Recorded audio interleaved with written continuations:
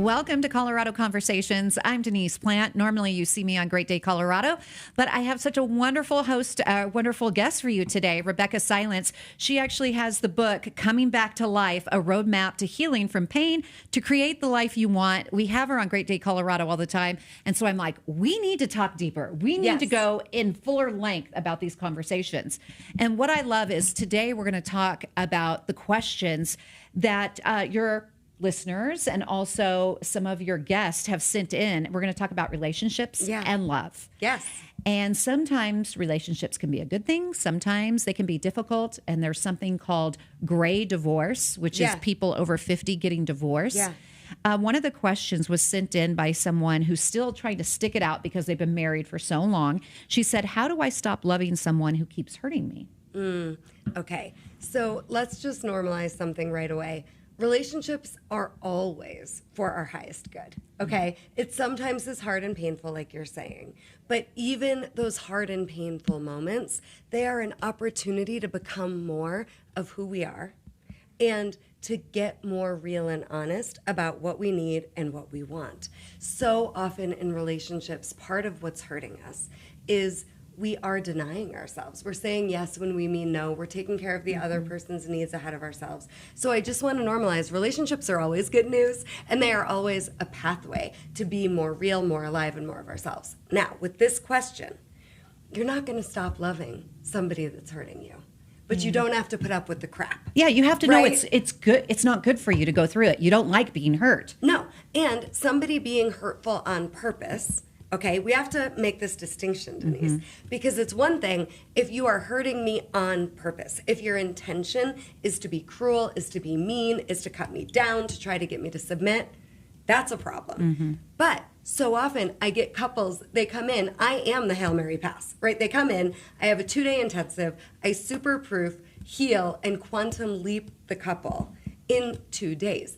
And all the time, I have people telling me they're hurting me, but they're just triggered. Like a button got pushed. This person isn't trying to be They're not intentionally trying to hurt you. But my wounds, my past hurts are coming out in this relationship because that's what relationships are supposed to do. They're supposed to help us heal. They're supposed to help us resolve what we haven't resolved yet within ourselves about our past. So just know there's a difference between, are they trying to be a jerk, or are you sensitive and your button got pushed because this pattern needs to heal, and this partner is a mirror showing you where you're healed and where you're not. There's a difference. Rebeccah, what happens, though, if you want to do the work and you want to find out if you're just being sensitive or if you're intentionally triggering that partner, but your partner doesn't want to do the work? Your partner's like, it's not me. I don't believe in that stuff. You can go do what you want to do, but I'm going to stay the way I am.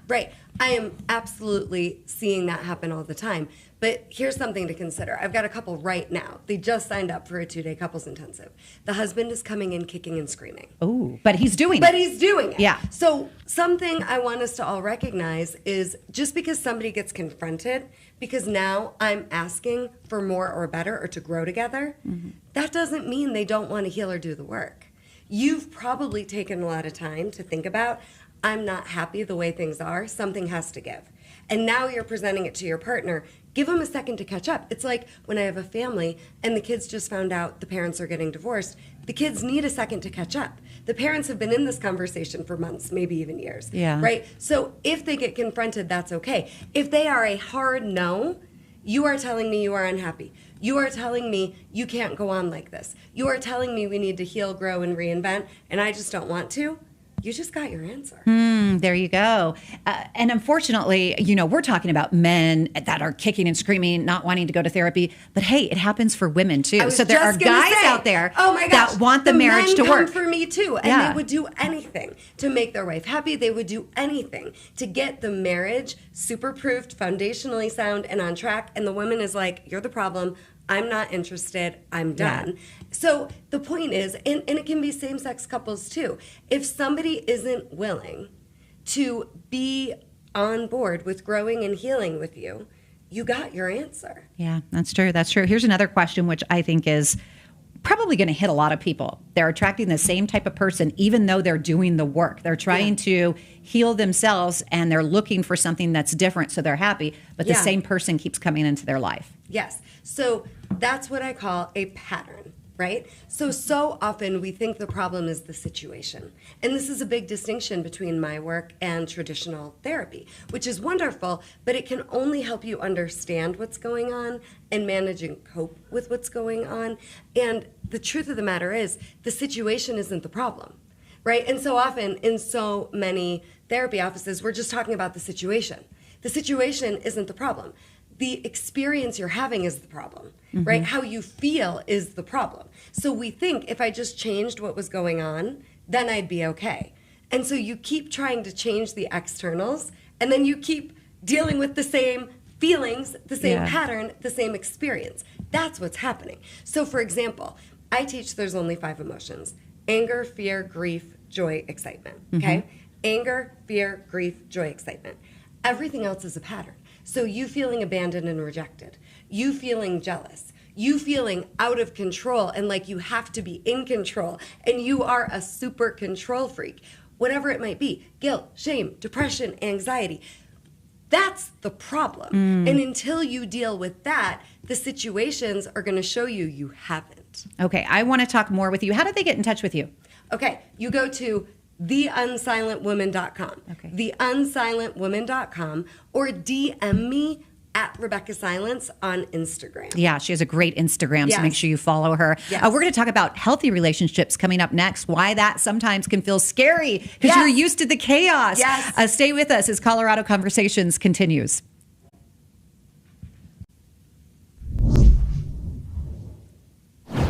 Welcome back to Colorado Conversations. I'm Denise Plante talking to Rebeccah Silence. Healing is possible. Amen, sister. We were talking about negatives that happen in a relationship, someone hurting you. Now let's talk about the positives. Okay. You're in a healthy relationship. Why does that feel odd for some people that they don't have all the chaos in their life? Okay, so our nervous system is hardwired to experience relationships as painful, and we want relationships more than anything else. And why I'm saying that is we don't know how to have relationships feel safe or better than how our relationships in our childhood felt. Oh, so it Okay. goes back to childhood. Always. Always. And people tell me all the time, why does it have to go back to childhood? Because we learn what love is and isn't growing up, what marriage and family is and isn't growing up. And even in business, so when I go in and I do corporate trainings, it's family coaching. Oh, Right? that's Like, interesting. you're not upset. But is the corporation or the team that you're actually training, are they considered a family, a work family? Well, they are experiencing each other as family, even if they didn't intentionally or on purpose consciously decide that, right? So you think this team member is a pain in your butt and the problem, but they're really reminding you of your little sister. But you don't even know it, right? Or this client, right, is frustrating you beyond belief. Well, they're reminding you of that teacher in 2nd grade that was trying to bully you. There is so much to this, and you have no idea. There is so much to this, Denise. Oh, my goodness. So when we finally have a healthy relationship, I'll never forget my first boyfriend that treated me like a queen. I broke up with him so fast. Why? Because were I you couldn't handle it. I could not handle yet. I was in my early 20s, right? I couldn't handle yet the idea that a nice guy was a good thing and good news and a sign I had broken through. I mean, you can go back to our first Colorado conversation where I got myself and share my story, or read the book Coming Back to Life. My story is wild. Yeah. And I was so used to literal abuse that when it got nice and kind and good and you're doting on me and you're cooking me food and you're wanting to rub my feet every night, I was like, I can't handle this. Yeah. And I broke up with him as fast as I could. So you weren't missing being treated bad. You just didn't know any better. I just didn't know how to comprehend. It was like a mind game, anything better. So here's what I want us to all understand. With all that being said, you deserve hot, healed, healthy love, okay? The marriage I have now It takes my breath away. Oh, I love There that. isn't a day that goes by. You say it's delicious, which I love. It's magically delicious. Yeah. Mark pours love into me, whether he's on the road or at home. There isn't a day that goes by that I am not told on repeat how in love with me he is. Not just how much he loved me, how in love with me he is. But hot, healed, and healthy exist. So part of it is I think people deny healthy because they want hot. Right? Remember that show Sex Life? Yeah. And Yeah. they're literally showcasing it's one or the other. Right? It's healthy or it's hot. Fake news. Yeah, no, it gets no. to be It can be hot, both. healed, and healthy, but you're going to need a coach, emotional healing, not mindset work, not just understanding yourself and your pain, right? Because you can't heal in your mind. You heal in your body and you heal your emotions. So you have to break through the grief, the fear, the anger, and trust, joy, and excitement. Retraining yourself in again. Love. It's Emotionally. retraining your nervous system. Okay, let me ask you this. How did you know I can trust myself again after you said, I don't want this guy. He's treating me too good. Yeah. What made you pull the trigger like, I deserve a good guy and I can trust myself? Well, it took 16 years before I ended up with Mark, right? So it was a lot of work, a lot of my own healing and doing my own work. But what had happened was I had gotten out of a domestic violence marriage. And then a year later, I moved to Vegas with a new boyfriend I met in personal growth. And I thought he was going to be the next husband. That blew up. I left Vegas on the plane. I made a list. This is such a great assignment for everybody. Wait, before you get to that list, let's take a quick break. Okay. I want them to come back to hear the list and the Yeah. assignment that they have to do. You have to do this. So you're trusting yourself to get that hot, healthy relationship. Hot, healthy, and healed. Oh, and healed. We'll be back as Colorado Conversations continues.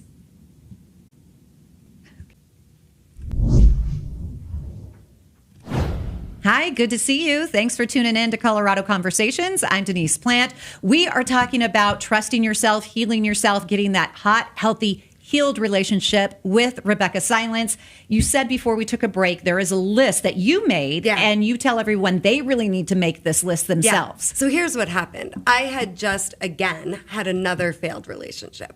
And I'm on a plane on my way to my grandmother's funeral, and I make a list, 11 pages front and back. Wow. So we are talking a 22-page list of everything I required in a relationship for the next one. And I think about it like standards and requirements. So chances are, and you can do this even with you're married now, your current spouse, because after 10 years, 20 years, 30 years, you were talking earlier about a great divorce, we're different, right? So now I have to claim, here's what I'm looking for in a relationship. And so I put it all on paper. A week and a half later, I was with my husband. Nice. It's so fast. What was the most important one on that list for you in general? That they have a commitment to being healed, to healing their past. They would do the journey with you. Yes. And my husband had done his own healing work. And now he's a certified life coach just so he understands me better. And on our third date, I gave my husband the 22-page list. And he pulled out a half-a-page list. He's like, okay, you want to see mine? Nice. I thought I was going to scare him off. But we are afraid to ask for what we really want. Now, here's the most important part of the list. It isn't making sure they qualify. It's making sure, are you all the things on your list? Because so often we want... You have to reflect. What we aren't willing to become, right? Like, I want you to have more integrity than me. I want you to have money handled because my money issues, I'm not ever going to fix that. If you want that kind of man, you have to be that kind of woman. That's the type of attraction that matters and moves the needle and makes the difference. So you can have hot, healed, healthy love. Are you what you're asking your partner to be? Because so often we're not. Yeah. So what happens if you want to stay with your partner? You really love this person, but there's something that they did that's kind of damaged your heart and they have not apologized about that yet. How do you forgive someone that refuses to apologize or just hasn't? Yeah, okay. So one of the most important chapters in my book, Coming Back to Life, is the forgiveness chapter. Here's my take on forgiveness. Forgiveness is simply loving as much as you did before you got hurt. Now, what that means is we have to take away the self-protection, the armor around your heart. The other person deserves forgiveness within themselves. You deserve forgiveness within yourself. So it's a lie that you're forgiving them for them.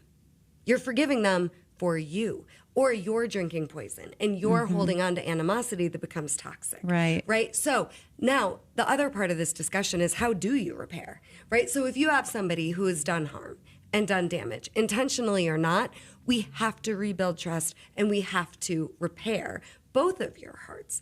And that can be confronting and that can be really hard to do. But here's how you do it. Let me teach you a 3-step repair process. Okay. Because a lot of people think the apology is it. That doesn't heal you. That doesn't repair. You can say you're sorry, but I need this to not happen again. So real repair is me acknowledging this can't happen again, right? So I apologize and I own I did harm and I genuinely am feeling terrible about this. How can I make it right? That's the third part. So we all have love languages. A lot of people have heard about love languages. Yeah, service. Right. And we all need something different when it comes to repair. So what a lot of people do is they try to give their partner what they would need, and then it just falls flat. Because that's not what they want to receive. Right. Let's take a quick break. I have one more break to take, and then I want to come back, finish up that conversation, and then also, why am I still hurting if I've forgiven somebody else for what they've done? Well, then you haven't forgiven them. Okay, well, let's hang on. Let's talk about that Yes. as Colorado Conversations continue. Stay with us.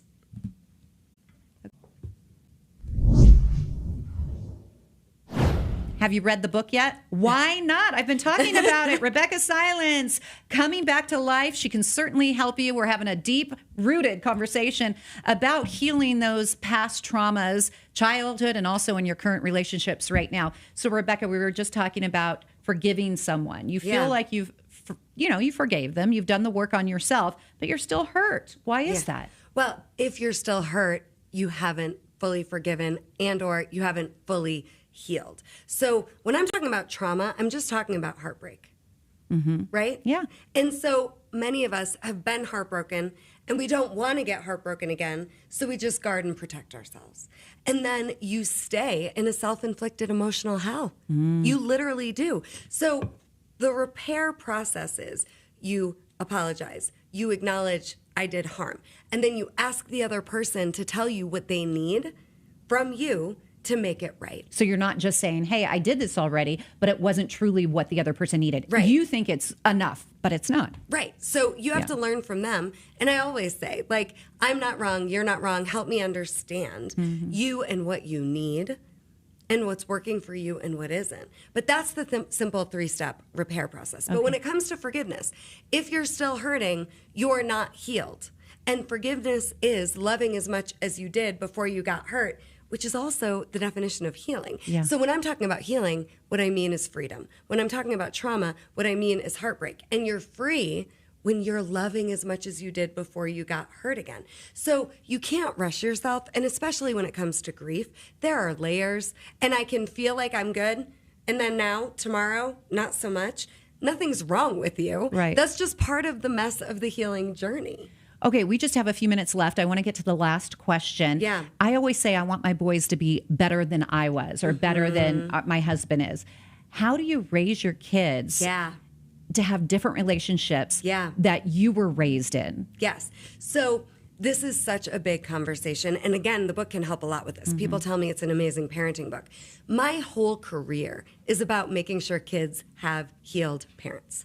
Okay, and breaking generational cycles and having that dream of family the way you always imagined you could have it. With your kids, here's what I want you to consider. Raise them to be who they are, not who they are expected to be.